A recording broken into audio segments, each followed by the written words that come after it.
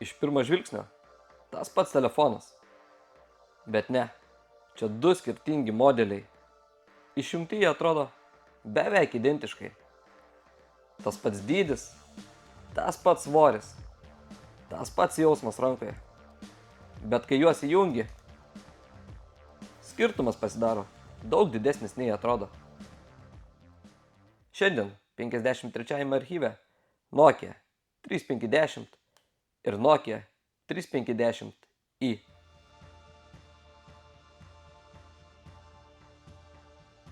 Aš pats šitą telefoną neturėjau. Pirmą kartą jį pamačiau pas klasioką mokykloje. Tuo metu prisimenu turėjau Nokia 5210. Mažą, guminį, patogų. Ir kai pirmą kartą paėmiau 3510i į ranką, jis man pasirodė modernesnis. Bet tuo pačiu ir kažkoks per didelis.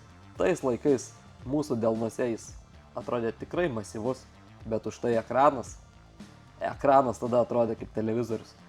Lyginant su tuo, ką turėjau prieš tai, labai šviesus, baltame fone spalvos atrodė ryškios ir tuo momentu jis jau atrodė kaip tikras modernus telefonas.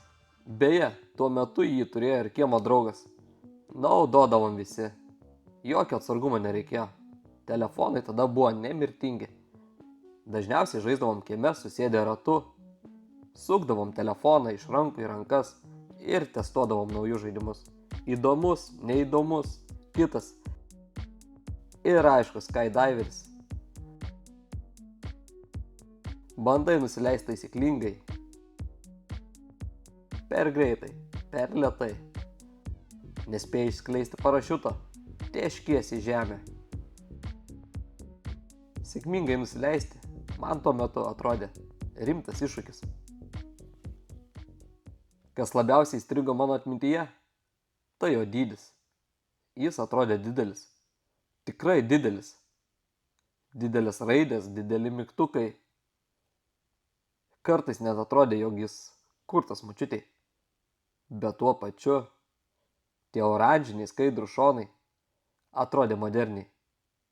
Tamsoje jie gražiai šviesdavo. Vakare jis atrodė kaip kelininkų telefonas.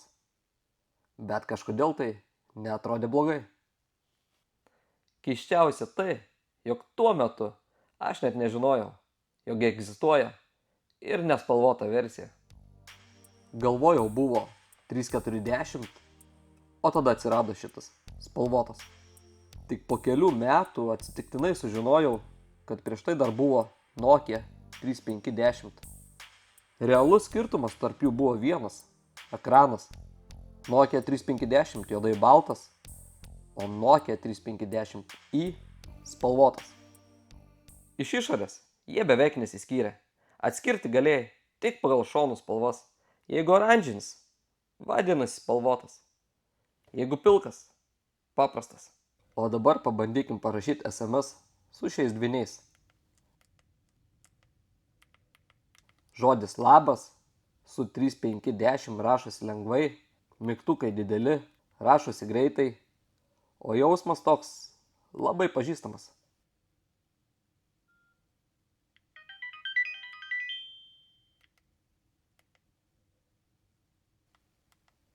Su 3510i pojūtis beveik tas pats, bet spalvotas ekranas kažkaip daro procesą truputį įdomesnį.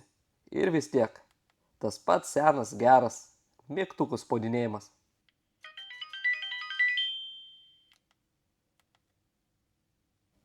Dabar paklausykim melodijų.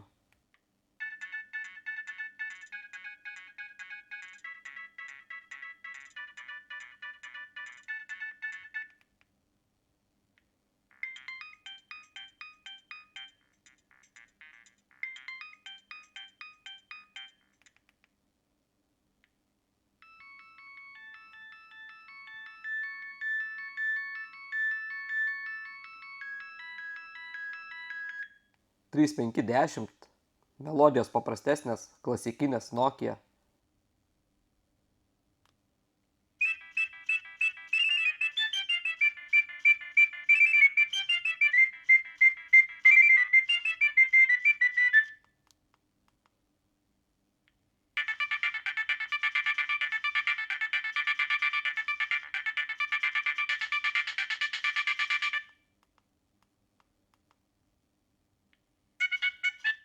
350i šiek tiek linksmesnis ir atrodo, kad skamba truputį gyviau. Bet realiai skirtumas nedidelis. Tuo metu užteko vien to, kad telefonas grotų.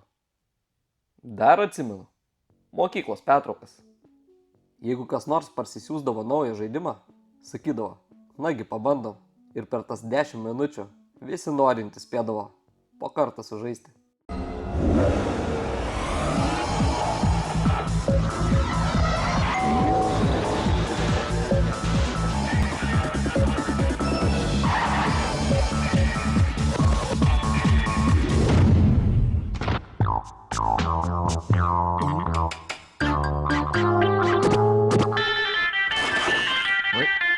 Su 350i buvo lygiai tas pats. Internetas irgi ten būdavo, bet lėtas. VAP strigdavo, kraudavo ilgai, bet mes vis tiek sėdėdavom ir laukdavom. Galėjai parsisiųsti žaidimų, kažkokių paprastų programėlių, paveikslėlių, melodijų. Ir nors viskas vyko lėtai, tuo metu tai vis tiek atrodė įdomu. Dabar laikant rankoje, jis jaučiasi kaip rimtas plastiko gabalas, toks, kurio tikrai nebijotum išmesti ant žemės. Dideli mygtukai, aiškios raidės. Tikrai, kartais net pagalvoju, šitas telefonas idealiai tiktų babai. Dar vienas dalykas, kurį pastebiu tik dabar, tai galinėme dangtelėje yra juodas guminis trikampis su Nokia užrašu. Ir jis ne šiaip sau. Jis specialiai išgaubtas taip, kad rodomasis pirštas natūraliai atsiremtų. Kai laikai telefoną rankoje, jis tikrai laikosi stabiliau. Dabar prie išmaniųjų telefonų klijuojam laikiklius, žiedus ir visokius priedus dėl patogumo. O šitie senukai jau tada turėjo tai iš gamyklos. Natūraliai gali kilti klausimas, kodėl Nokia išleido 2 beveik vienodus telefonus. Atsakymas paprastas. 350 buvo pirmas. Po metų Nokia padarė tą patį telefoną, tik su spalvotu ekranu. Tai buvo greičiau ir pigiau. Kam kurti kažką naujo, jeigu veikia tas pats? Tuo metu man jis buvo keistas derinys, modernus ir tuo pačiu šiek tiek griozdiškas. Dabar, laikant rankoje, jis jaučiasi visai normaliai. Ne mano telefonas, bet mano aplinkoje jis buvo visur.